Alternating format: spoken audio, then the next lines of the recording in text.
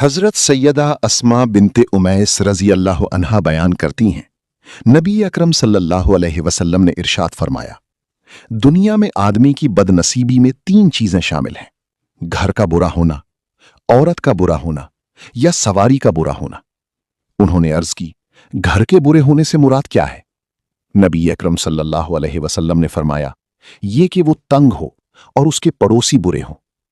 अर्ज की गई, जानवर के बुरे होने से मुराद क्या है?